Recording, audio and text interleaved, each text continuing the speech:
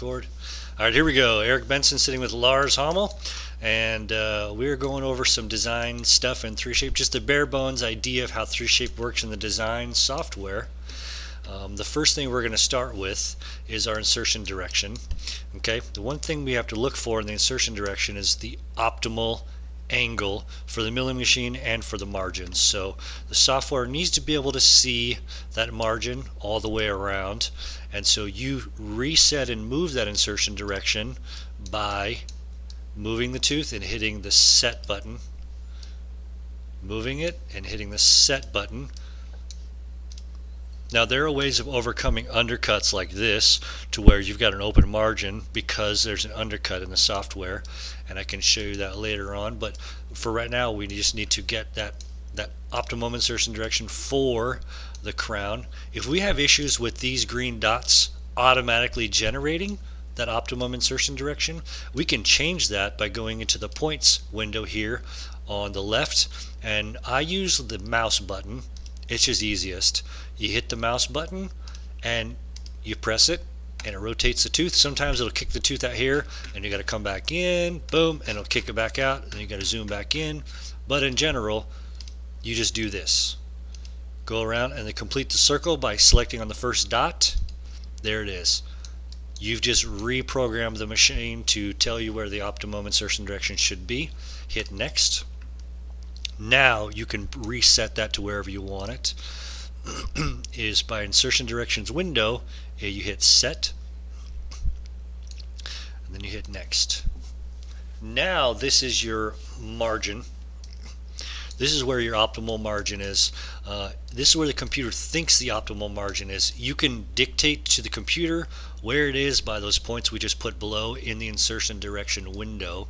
This here, the red areas, that basically shows where your undercuts are. So if you want to make sure you don't have any undercuts, you can move your margin line. You see how it just turned green? What that is there's an undercut. As soon as you find where all the undercuts are gone, the margin turns to green. Okay, now you can turn that off by hitting the show undercuts button in the margin line window, which is typically down here, but since we're running on a smaller screen, it moves windows around for us. I think we should do this just in case, but you can tweak that margin by just tacking it, tap, or you can click and draw. If you run into an issue to where it won't automatically generate a margin, it gives you an error with like a bunch of dots and a big bold line, you just hit recalculate and it won't work, then you just do this. You can hit recalculate till it finds it, or and sometimes with some cases it's a little funky. You hit recalculate and then recalculate and recalculate, it will actually find it for you. If you've got an error where it won't automatically find the margin and do it for you, you just hit clear and then you can draw it yourself.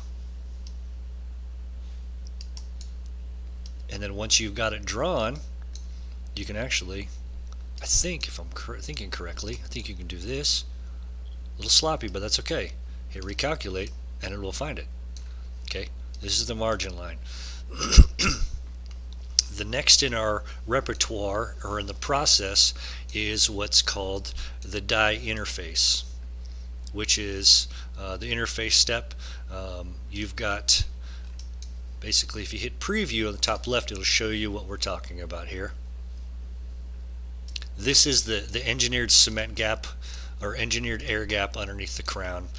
When it spits out a library, we're going to fuse the two together and create one, but this is going to be the inside of the crown. And so it has multiple settings here. One thing I wanted to show you, I was talking about earlier, if you've got a prep where you've got an undercut where you cannot see the margin all the way around, like for instance on the lingual here, and no matter what angle you do, there's always going to be an undercut. It's going to have a wide open margin on that, basically this die interface in that one spot. You can override that by hitting remove undercut in the settings window, and what that will do is deselect it, and it will force, no matter what, it will force this insertion direction to go around its own tolerances, its own boundaries, and push and magnetize that margin to the die, no matter what. There's a good draw or not. And all you're going to do is deselect this. This works really good for bridges and veneers and anything that's a really tight, straight up and down, non-telescoping prep. Don't have to worry about the difference map. You can play with it, but it's not really important. Advanced settings also is where we play. These things like the cement gap, extra cement gap, distance to margin line, drill radius, those are what's important to us. Actually, the most important ones in here are the extra cement gap and the drill radius. Those two are the ones we'll play with the most if we have to play with them. And what I'm talking about is this. Let's draw a cross section here and turn this on, and I'll show you what I mean. The cement gap is from the margin down to about 0.8 of a millimeter ish, as dictated by the distance to margin line. There's a microscopic gap right here. That's the cement gap. Your extra cement gap goes from that point all the way up and around the whole prep. You notice how right here you've got 0.07, down here it's 0.04. If you look over here on the bottom left, you'll see 0.04 to 0.07.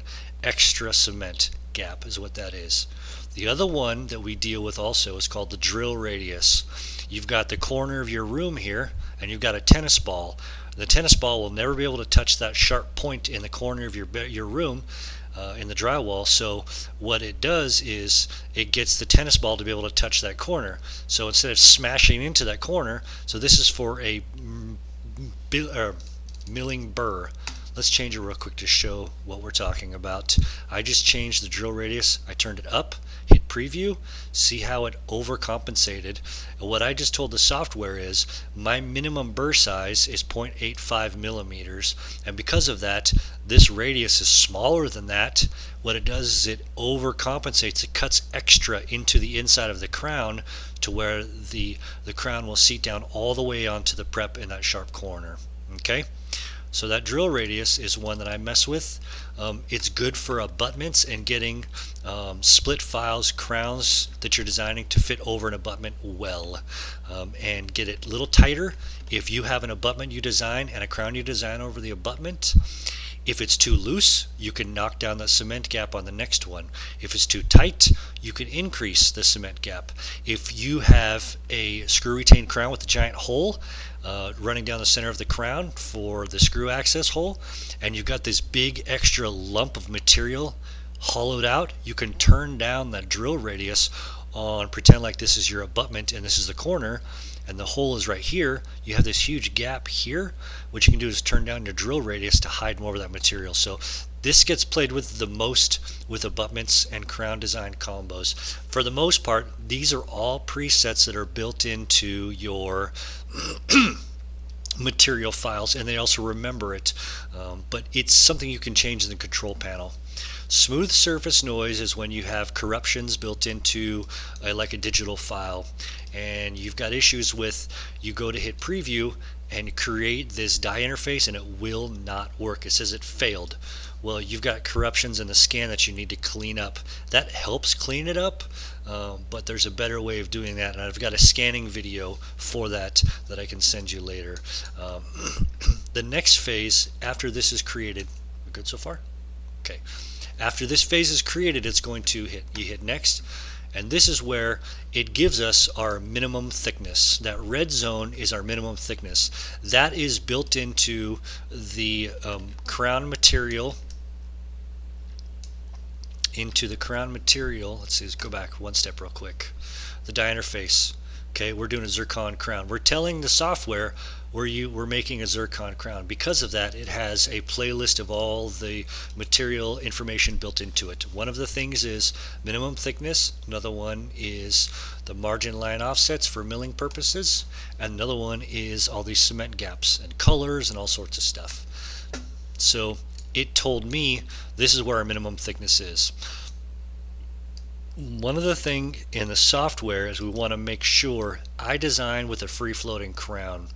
Sometimes the software will spit out where it's automatically connected, and then you have to fix the software's mess. Okay, if you've got a 3shape that does this automatically every single time, the quickest way to fix that problem is as soon as it spits out a crown right after the die interface, hit Control Z and automatically disconnects from the margin.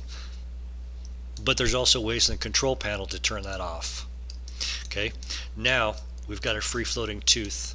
Let's move on to dealing with those steps of design steps. You've got upper left hand right hand corner here. You can turn the working arch on and off. You can turn the antagonist on and off. Now, I use hotkeys when I design everything in 3shape. Most things in 3shape has a hotkey. And it also gives you a preview window. You notice how I scroll over that top right and the word antagonist and in brackets A pops up? That A is the hotkey. It toggles that switch on and off. So A turns my antagonist on and off. Excuse me for a second. S will turn the working arch on and off. Now, if you've got teeth on both arches, whatever arch you've got selected in this window over here, the left, if you're working on a full arch and you've got teeth on both arches, you've got the ability to select upper or lower arch, so upper or lower arch. And whatever arch you're working on becomes your S working arch, and your antagonist becomes the opposite. Because we've only got one crown on one arch, it's always the same. But for instance, if we were designing two crowns, one here in the tooth place number 2, one in the tooth place number 31, as soon as you select on tooth number 31, that becomes your working arch and the upper becomes your antagonist. So it switches the A and the S, or the working arch and the antagonist, depending on which arch you're designing on. Okay, now everything else, there's a lot of other things in this that has presets that you can, hotkeys that you can program into things. One of my favorite things to do is basically my view. The view that I like to design from. My home view, my ground zero, whatever it is, you can preset that view. The reason why I say that is because on single crowns, I go like this, I rotate, and I try to get back to that spot. Go back here, try to get back to that spot. It takes a few extra seconds, but what you can do is I can find that optimum view that I can design from, that at my home spot that I come back to every single time I want to reset the placement of the tooth or placement of the arches, whatever the model. I find that spot. On the right hand side here, there's a square. It says set front view with the eyeball. Select it, and then the very next button you push is the top square, front view, boom. And that gives you key commands. Control Alt Home takes you to that. So if you hit Control Alt and then Home, it does this every time. Or you get a special mouse. The mouse I have is a Logitech M720, Logitech M as in mouse 720, and I've got special buttons pre-programmed. I select that button on the side of my mouse and that happens. Boom. It's like that every time. Okay? I've also got programmed into this mouse a save. If I press the Control S, it saves your progress. Button on the side of my mouse does the exact same thing, so I've got it programmed into it. And we can go over that programming software too. So now that we've got our home position, we've got our crown, we've got our minimum thickness turned on, we've got everything set the way we want it to be set. This is what I'm going to do. I'm going to start with my design. Okay, I'm going to come over here and turn the crown on slightly translucent. Okay, I do this for a reason. I want to be able to see the margins until I connect it, and then I'm going to turn on my collision lines where it touches. Anywhere where it touches the adjacent or the opposing, those are the collision lines. You just toggle this one all the way over. Okay, now I've got that. I'm going to come over and start designing. Okay, Smile Library is the first one. The library that I use for everything is a library that I've created. It's really optimal. It's got flatter cusp tips. It's just something I've been using for so many years. I've just tweaked it to where I've designed thousands of crowns through this library, and I tweak it continually to get the best results. It's my custom library 3.0. This is where you can select which library you want to use. My opinion is having 1 or 2 libraries that you master and use them for just about everything. It's way quicker than selecting a new library every time, unless you're a hot shot and you can master 10 libraries. I have 1 or 2 that I use. Another tool that you can do is, for instance, you've got this tooth hanging off the back here, and we're doing a bridge, and they only want the pontic, pretend like this is a pontic, they only want that bicuspid size, but it's actually in the tooth number 2 spot. What you can do is, in your smile library, come down here, hit single tooth. I want this to be actually tooth number 4.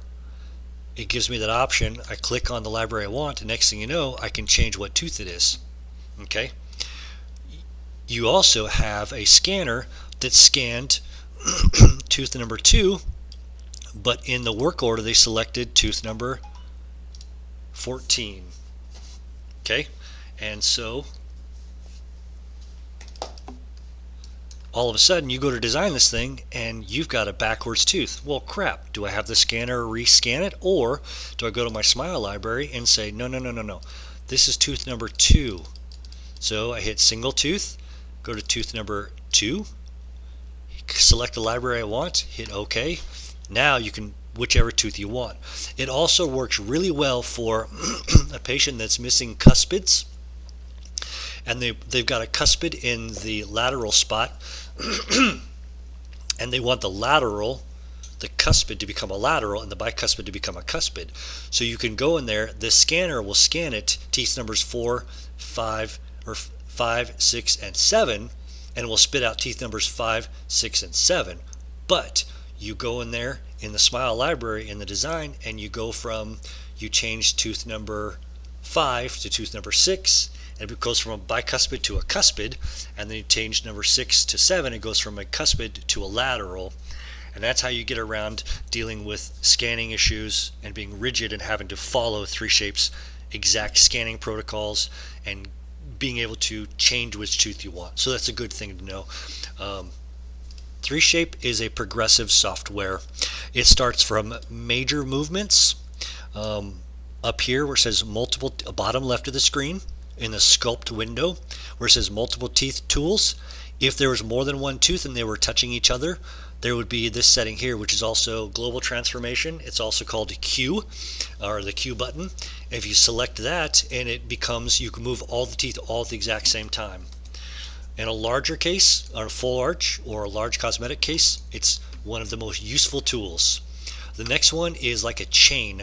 It's almost like one of those rope-off chains at the airport where the cable kind of runs between the two pillars. You grab one and you pull this way, all of a sudden everything else slowly follows it, not quite to the same extent. So this tooth would be over here, but not quite touching it anymore, and it'll be up here a little higher. So it's almost like moving a chain around, okay? So it goes from major movements all the way down to the most minute movements and precision cuts, okay? So on a single crown like this, our first tool we're going to use is what's called individual transformation. It's also the D button in the hotkeys on the keyboard. A D.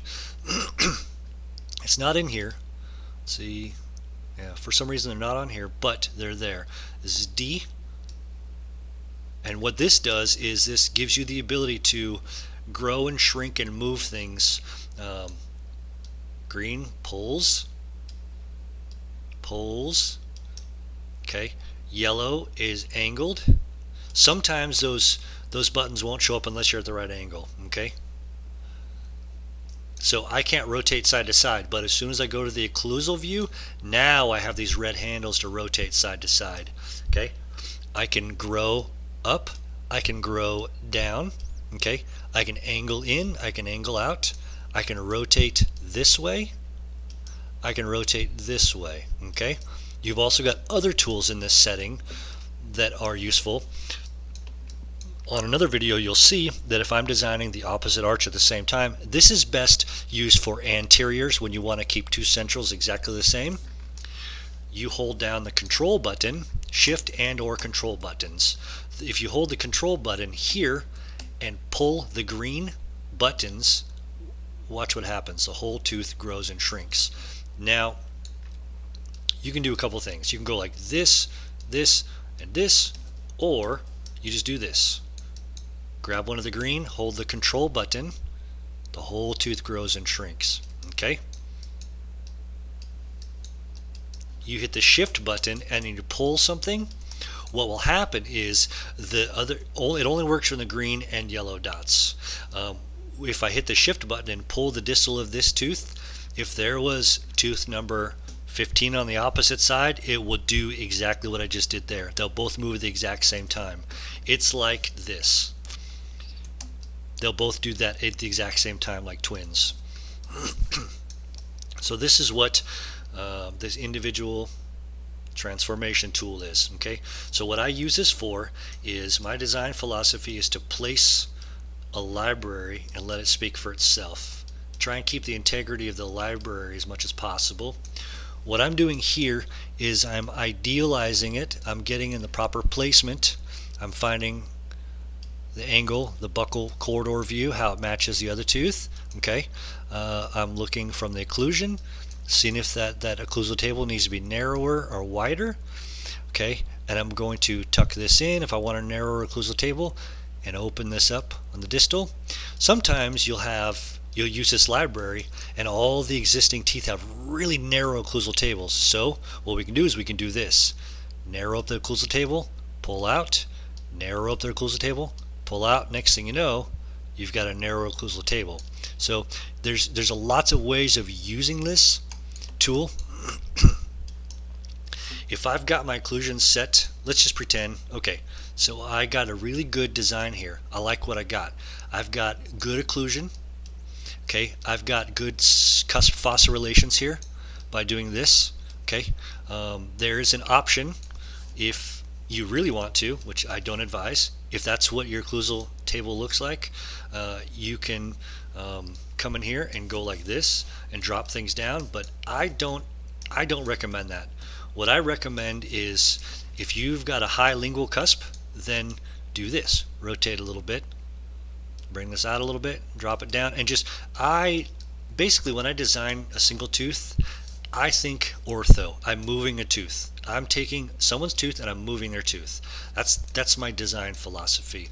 So I've got this set up fairly close to where I want it. I've got my margins as close as they can be, because this puffed out area on the distal lingual here, see how far away that is? If I set my margins now, it's going to be this big puffed up zone that I got to manipulate and fix. So what I would rather do, and we'll go over this tool here in a second, is I would rather tuck in that part of the tooth, pull out, and get it nice and close.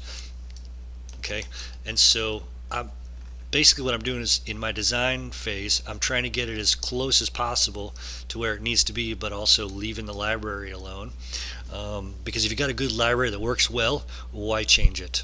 Especially if you've got good anatomy, nice morphology, why throw it away by poor design technique? Okay, now the next tool after the individual transformation is what's called the individual morphing tool.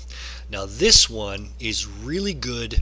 What this is designed to do is, which is also the F on the keyboard, okay, what it's designed to do is it gives you a blade, and whatever angle that blade, it follows the surface of the tooth. Whatever angle that is, you click the left mouse and pull, and that moves along that plane. If you do it from this angle, see how it's perfectly flat on the tooth? It will only move around in that plane. So it's following that circle. Now, these little squares are like millimeters. I think 2 of those squares equals 1 millimeter, or I think so, or 2 millimeters. I think it's 1. But either way, that's what that does. And the other thing you'll notice, you'll see that giant green circle. Now that giant green circle is what I call it, the circle of influence. Maybe that's not what it is, but that's what I call it. Now you can change the size of that by coming to the left, the radius. Okay, they call it the radius. Okay, slide down, it's smaller. Slide up, it's bigger. But if you notice, it said shift plus mouse wheel. If you hit the shift button, scroll your mouse, you can change the size of influence. So if I make it small, what happens? Boom. Okay. Another thing I like to use with this, in fact, I don't use this blade morphing tool as much as other people do. I don't like that freeform. I get myself into trouble real quick. If I look at this angle, I think I'm dropping it, but I'm actually doing this. I just deform my whole tooth. So what I like to do is use, in this individual morphing tool, in the sculpt settings, individual morphing, the shift key allows you to change the size. I keep my finger on the shift key near it, and then one on the control key. You see that rod that just popped out? That rod is coming from the angle of the prep, but it gives me the ability to do this. I hit the control button, I left click and slide. It only moves up and down that one plane. You can't go any other direction. It keeps you from getting into trouble. I'm holding the shift key and the control button at the same time. Shift key, I scroll, okay, and I get my right size, and then left click, I make it around here, or I want to make it a little smaller here, or I want to make it bigger. Shift control at the same time, left click does this. So right now I got my hands on the shift and the control. Left click does this, scroll does this. So it's a very effective tool. Sometimes you can't quite get it to do what you want it to do. It won't make that turn. You won't make that turn. So this is where this comes invaluable. There's funky little turns you can't get that to do. This thing right here, I don't know what it's called. Let's call them the rod, whatever that is. You can't get it to do just the right angle. This will, so I'll use this for little movements. Drop that down a little, just little movements.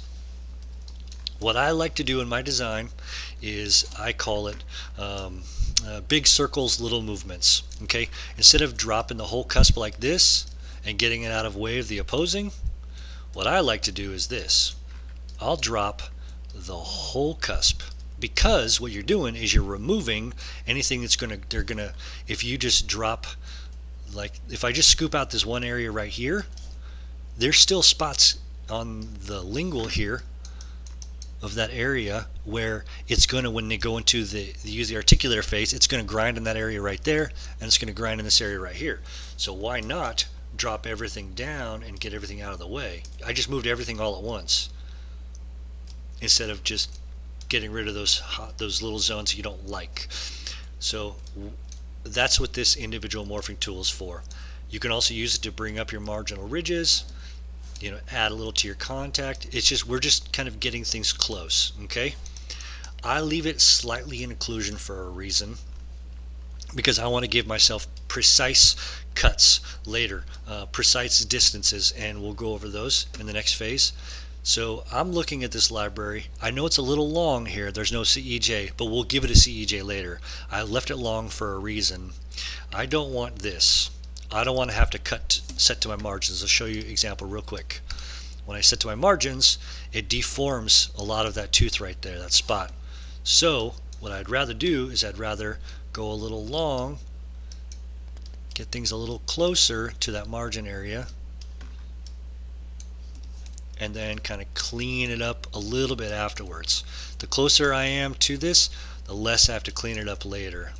Okay, remember, shift changes the size of the influence. Control gives you that rod to slide up and down on. It puts bumper boundaries on what you're doing, like a bowling ball, or like bowling. Okay, I've got a good contact. I'm gonna tap in the contact a little bit, take it away just a little. You notice ANS, ANS, ANS. If you notice over here on the left hand side, how many times have I gone to the left side here? Absolutely none. I'm controlling everything with my mouse clicks and my keystrokes. I see people all the time, experts on Instagram and YouTube and Facebook, they go like this, but they call themselves experts. Are you really? S. Look at that. Boom. And it's all right in the software. It tells you exactly what to do. You just got to follow it. Okay, so now we're looking good. I like what we got. The next phase is the wax knife phase, where you add smooth, but we're not going to do that right now.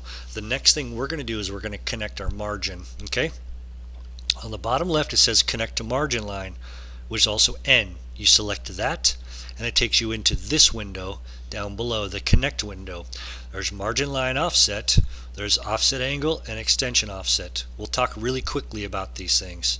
I hit play and it's going to take my die interface and it's going to fuse it to my crown library. Now let's talk about a couple of those things we just looked at. The margin line offset, extension offset, and offset angle. Those are these things right here. Okay, the offset angle, I'm almost positive that offset angle is this angle right here. And so instead of having, it's upside down, I wish I could take it from not upside down. Let's zoom in from this angle. This is what we're looking at, but upside down. This little wall, the shelf, this milling protective zone that it's created, that's the margin line offset. If you have your milling zirconia and it chips often, just crank this up. Hit preview.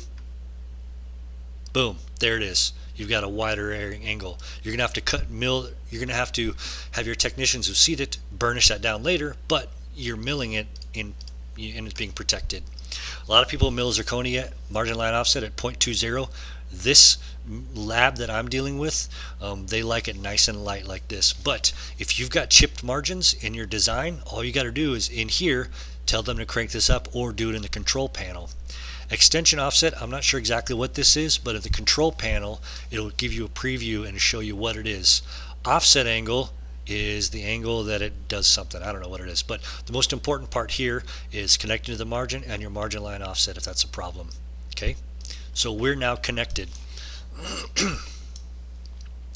So the next thing we need to do is we need to clean things up. But before we clean things up with your wax knife tool, what I like to do next is go over contacts and occlusion.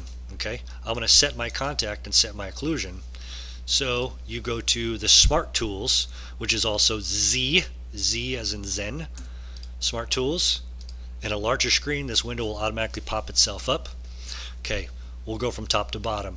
The top one, minimum thickness. Anywhere that red pops through, if you hit, let's do this. Anywhere that red pops through, if you hit play here, it will make it go away. Okay. Now, this is desired distance to antagonist. What it does, it's almost like a smoothing tool in Photoshop. It blurs all the pixels to make it look like you didn't make any changes. Okay, so if I hit play or hit preview, whoops, sorry, no. If I hit play on this button, what this is 0.15. So let's go here, do a cross section, and we'll discuss what it is. This, the yellow beige line is your crown, the black is your antagonist, okay? You're opposing. See how they're touching? Grinders don't like that. So they like a certain amount of occlusion removal. So what this is it's 0.15. As soon as I hit play button, it makes it no closer than 0.15 in any direction, okay? So, and it also smooths it out at the same time. Okay? Now, you can change that. If you got crowns that are constantly being high, they're coming back and they're having to do extra grinding, well, there's a couple of things you can do. One of them is up this a little bit. I wouldn't go much more than about 0.20. If you have to crank this up to 0.5 millimeter, then you've got something wrong with your scanning and your articulation in the scanning software. If you have to crank this number up here, then you need to go and verify your scanners are articulating the models correctly. And then go to your material DME files and make sure your mill is calibrated properly, and then work this. But if they're just a little high, well, perfect. Then just crank this up a little bit, okay? If they're way out of occlusion, knock it down. So this is a gap. This positive number is a gap, okay? Now the next one down is a precise distance to antagonist. If I hit play, what it will do, actually let's do this. Control Z is going to be your best friend. Control Z is undo. Okay? If I put this at 0 and hit play, what it does is it leaves it literally just scoops out whatever was there. Let's dump it up to 0.05. You see how it literally just precisely scoops away. That's a good tool for really tight occlusions, and it's also a good tool for when you've got teeth with wear facets. I have a crown here that has natural anatomy, but the adjacent teeth have these natural wear facets. I like to use this sometimes to create a natural wear facet to follow the adjacent teeth to make it look more natural. Okay, but in general, 9 times out of 10 when you're designing, you use this one, desired distance to antagonist. That's that. Boom. Now we're out of occlusion. Okay, the next one is our contact. We're going to deal with our contact next, and these are all just click, click, click, click, and move to the next phase. Okay, we're basically we're going beyond. Let's say our crown is going beyond the boundaries of the adjacent tooth. When you set it to a model, it's not going to go down all the way. You can dictate where and how much you want that contact to touch or not touch. Right now it's negative. So what that means is when I set it, what it's doing is it's leaving extra material. It's overflowing those boundaries but leaving extra material. Okay? If you put that into the positive, you'll see this. It's not touching. Okay? I've got mine set .-07. This is a really good number for 99% of the people out there. It won't do it. It won't go back. There we go. Okay. If you've got contacts that are too light or too heavy, you can fix that by just, hey, listen, everything's been really tight lately. Okay, let's change that. Let's do this. Let's knock this down and we'll get more of a gap between the two. Or if they're too light, then just increase this number. Okay. Now that we've got our occlusions, our boundaries, let me do this real quick. Turn off this cross section. And then now that we've got our boundaries set, we've got our crown in place. We've got it fused to the cement, the cement gap area, and then you've got your contact set and your occlusion set. This thing is 90% done, kind of. Now we'll go on to this next one. It's called the wax knife tool. Add, remove, or smooth. The plus is additive, the minus is remove, and the green is smooth. So what I mean by that is this. It adds material, okay? Minus, it takes away material, but it smooths at the same time. Green literally just blends it all together, okay? Those are the three tools. Now, there's different settings for those. If you hit the shift control, the shift button also, radius shift changes that size of influence. It's the same exact thing as before. Make it smaller, it only adjusts and affects that zone. Make it larger, it affects way more, okay? There's also an intensity. You can change that intensity so it really affects it. Well, the shift button, just like before, the shift will change the size and control will change the influence. So if you look on the bottom left, control button is changing the influence, the amount that it changes it. The shift changes the size of it. Okay. Now, down below, you've got the save, like the disc, okay, the compact disc, whatever that is, and you've got numbers 1 through 7. These are all pre-programmable numbers. Okay. I like this setting for adding a little bit here, adding a little bit there, little things like that, adding back here on the lingo without going over the top. So I've got it preset to 1. 2 is I want to take a little bit off here, a little bit off there, and take a little bit off here without going to town. Well, I've got that preset to 2, okay? And these are all, basically you're making tools by this. 1, 2, 3, 4, 5. 1 is I'm adding a little bit in my personal settings, and they're all programmable, easy. All you got to do is set it exactly how you want it, the size and the influence, and then you hit save. You select a number and it'll say, yes, I want to overwrite the existing settings. Boom. Next thing you know, I've got it programmed. Okay. 3 for me is just mild smooth. 4 is like really good smooth. Okay. And these are all tools that I've created for certain things. The really intense smooth is for a lot of anterior stuff or things I just want to affect. But instead of just always changing this, just 1, 2, 3, 4, 5, 6, or 7.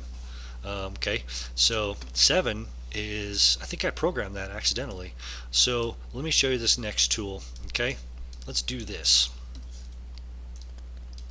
Actually, let's do this. down here. Let's pretend like we've got an adjacent. This is crammed in between two teeth. Okay, I'm gonna set my contact. Okay, and then let's see F, smooth it down a little bit, but I'm just add a bunch of material down below. Let's do this real quick. Be patient with me for a second. Smooth out, add a bunch of material down below. Okay, now this is also dictated by the path of insertion, the insertion direction. But if you go to the minus smoothing tool and hit neighborhood teeth undercut, it turns this tool on. See all that extra material? You start smoothing it away. You see how it's kind of changing that? If you hit a different number, 3, you'll notice, see how it made those changes down below here? What that just did is it created a path of insertion. It's almost like taking a wax crown and shoving it on and off the solid model. It removes material until it gives a good path of, it's basically a digital path of insertion. It allows you to create, basically the people that seed it to the solid models, they'll become your best friends.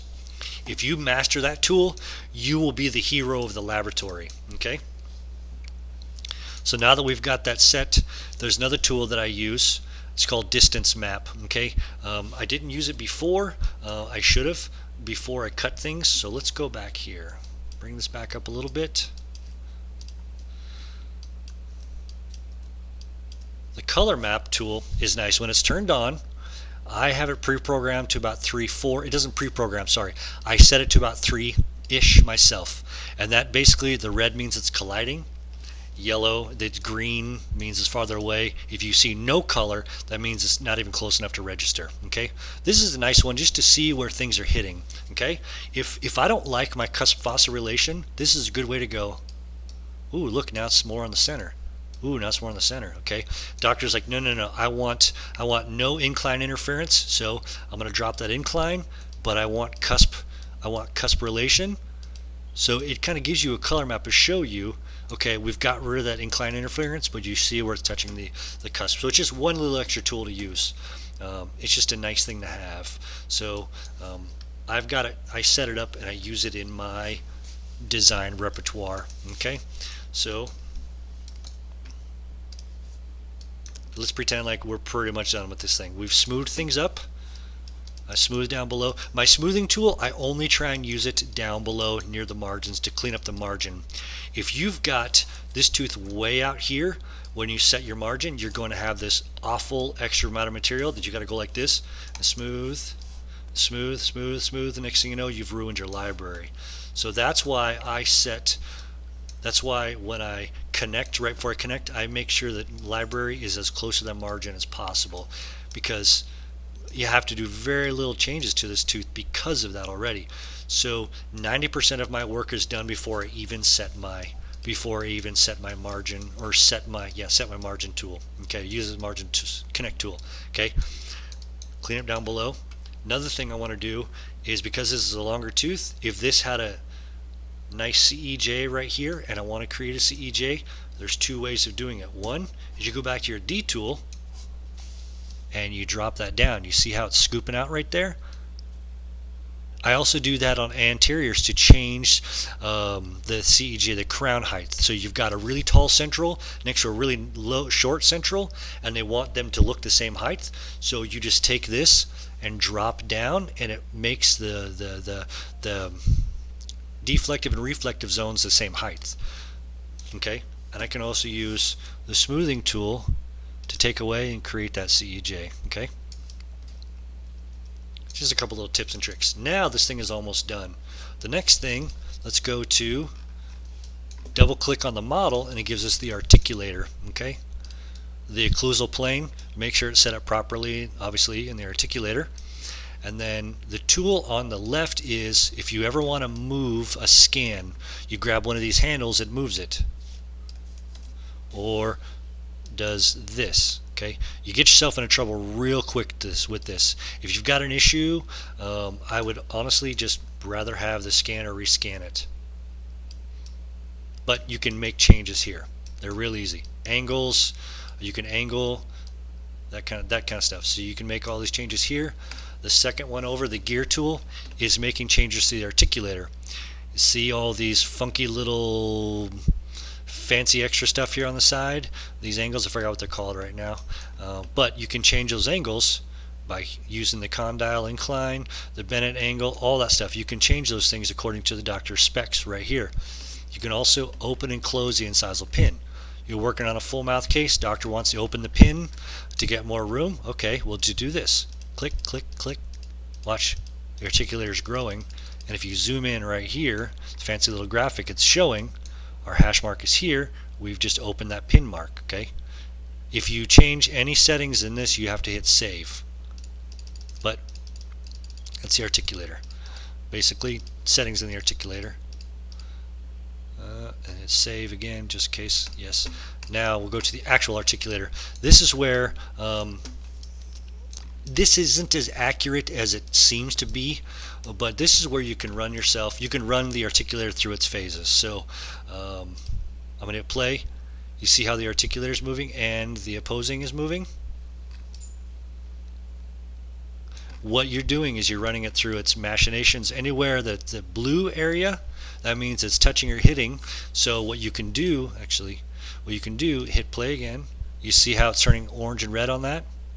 What that is this is telling you it's touching that cusp. Now it's grinding on that cusp when you run through the articulation. So you can hit adapt design. It'll remove that area. But you notice how it just scooped it out like that? I would rather do this. Run it through its phases. Okay, that cusp is high, so I would rather do this. Drop that whole cusp. Hit play again.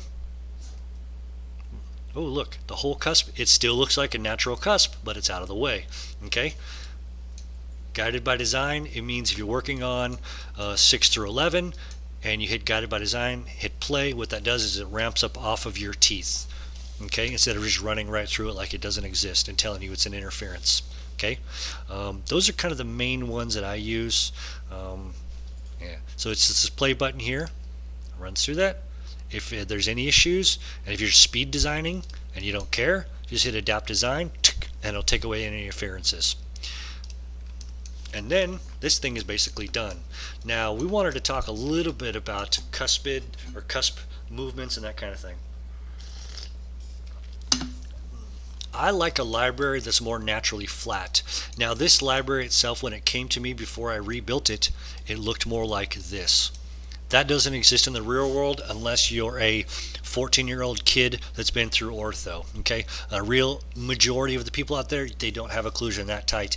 And if you have a cusp that high, the guy that QC's the case at the end of the line is going to hate your guts. I take that back.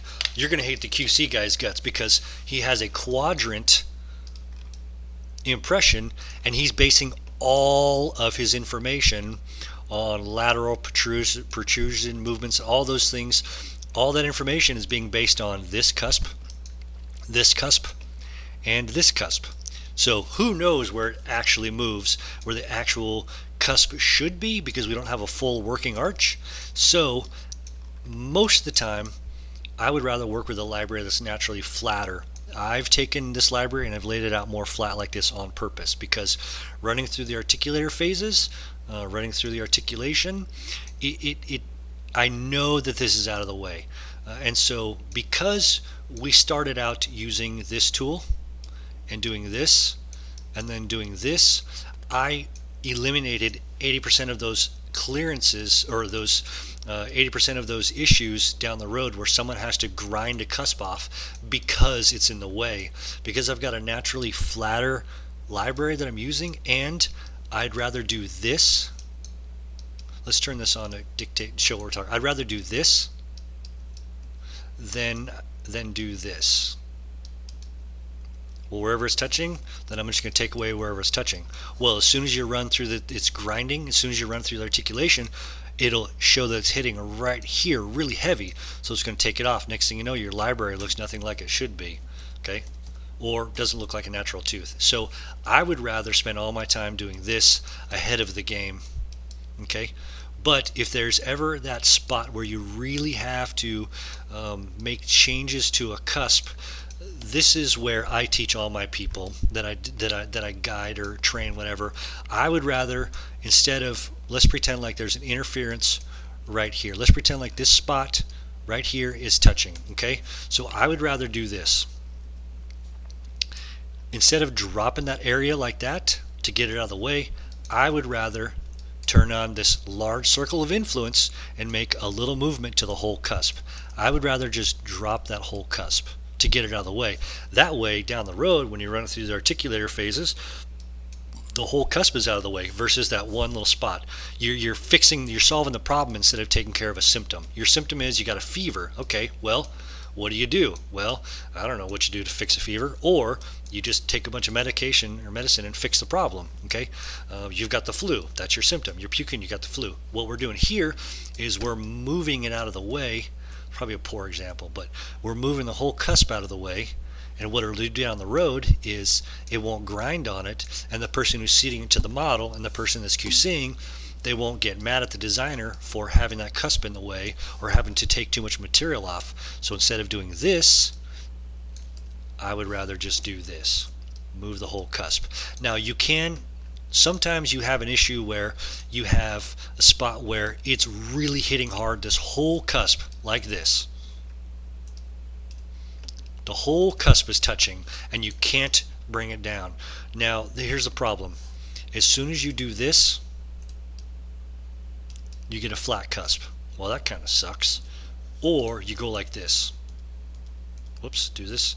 Go here. I can do this. Instead of pushing down from the top, come down from the side, and I pull the whole cusp. I retained that cusp.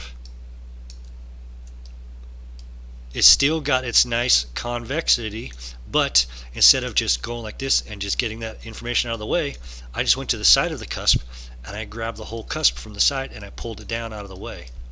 And I still was able to maintain. It's kind of morphed and beat up now, but the point is instead of scooping it out, I can just grab this whole cusp and pull down. What do you think of that? Okay. Control Z, undo, Control Z. It's my favorite part of 3shape. Another thing I want to point out is if you've got too much going on here and you do your contact, you've got that window right there. I would rather do this. I would rather knock it back and get it nice and close, and then let the computer do its thing. My whole idea is the computer's bad, the library in my design is good. If you let the computer do its thing, it's going to just wipe away. It's almost like the snow plow that just blows that berm of snow in front of your driveway. Okay, don't let it do that. Get the snow out of the way first. Okay, so I would rather clean things up ahead of time and let the computer do as little damage as possible by its presets, setting the contact, setting the margins, setting the occlusion. If you've got a cusp way up here, I would rather move the cusp first and then let the computer do its thing in the settings, the setting to the precise, because if I've got this thing, if I just leave it up here and I go to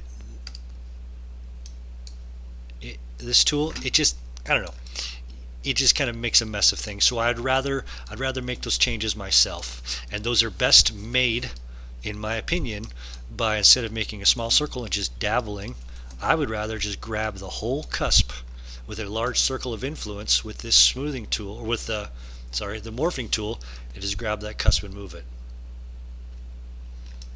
Okay, so we've run through the whole rigmarole. We started with a raw scan. We went to the insertion direction. Okay, fixing that right angle, finding the right angle, the points. If we have issues, hit mouse. You can select all those points. The next one is your margin. If it will not find the margin, you can hit recalculate, and it'll help you find that margin. You can make changes to the margin at will. Red means undercut, green means no undercut. Okay, we're dealing with a die this big in real life. On here it looks like a mountain, but really in real life it's that big. But that's that. If there's anything in there's all sorts of stuff here you can play with. Let's see, show angle graphics. That shows you the angle of the material. So if I drop this down, it changes a little bit. So it's just one little extra to you play, have fun, play, and you'll point and distance. You can change. So you can get more precise, you can get less precise, you can change the angle. I started messing with this with veneers because when you set margins on veneers, it makes a mockery of the design sometimes, but it didn't work. But here's the point. Recalculate helps find it. If you've got the error, you can just draw it yourself by hitting clear and drawing it yourself. Okay, next. Die interface, we went over the die interface in the settings.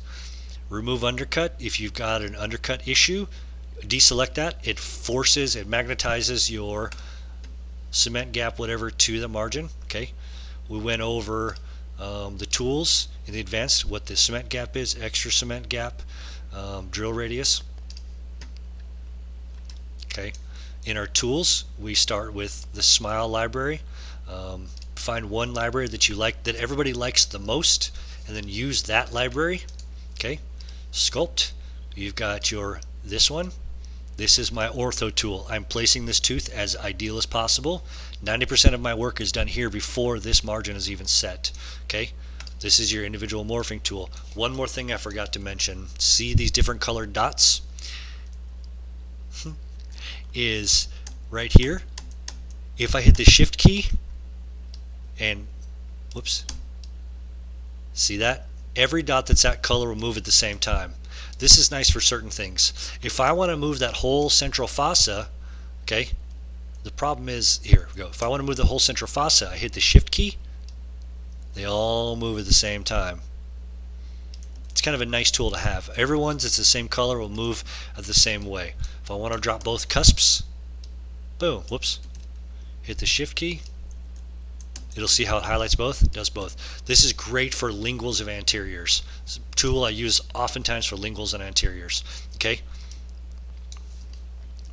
If I want to narrow my occlusal table, I use this. Okay. I can grow and shrink. Control grows and shrinks. Okay. Angle, yellow is angle, green is pulling, red is rotation. Okay. Now remember, in this phase, the shift, if you hold the shift down, you do this, the tooth that matches on the opposite side of the arch that mirrors it will do the exact same thing. This is used prevalently in the anterior design phase. Once this is done, we'll move to the morphing tool. Once again, large circles of influence. If you've got a little spot stuff later, you can. You've got little high spots that you have a really thin crown and you really have to nitpick, you can nitpick, okay? But my world revolves around large circles of influence. Smoothing tool, once again, you've got your different settings. Plus, bottom right, bottom left of the screen, plus, minus, smooth. Your circle of influence was also the shift button. You see on the left how it's changing. The control button is also your intensity. Okay, all of these have different uses down here. I'm sure they're all great, but the one I use more than anything else is a neighbor teeth undercut for the guy that has to seat this to a solid model. If you master this, he'll buy you lunch, guaranteed. Okay, now once we're here, we get things looking good, our contacts are good, or we've got things cleaned up. Whatever. We'll go to, after we get things set, we'll go to the connect. Sorry, I got sidetracked. Connect, we connect to the margin. Margin line offset, extension angle, went over that stuff. After that's set, then we use this wax knife tool to clean things up. Okay, and then after that, we'll use the articular, we'll use the Z, it's called Z. It's the minimum thickness, the occlusion, and then the two types of occlusion, your contact. Another thing I didn't show you that I think is kind of fun, when you have a mouth that has really flat cusp tips that are worn down, you can do this. This is actually kind of cool. I like doing this a lot. This is a plane cut tool. What this does is you draw a plane and it'll cut wherever that plane cut tool is. So if you've got a mouth with really good anatomy but really flat cusps, you can just do this. Draw a plane, you change the angle of that plane, change the angle, drop it up or down, turn it off. Look what I just did. I just created wear facets on flat cusps. This tool, I use it also in anything there's more than two teeth side by side. This plane cut tool creates a perfect contact between the two teeth. I can't use it now because there's not two teeth together, but what it'll do is I'll just do it here. Pretend like this is one tooth and out here the airspace is another tooth.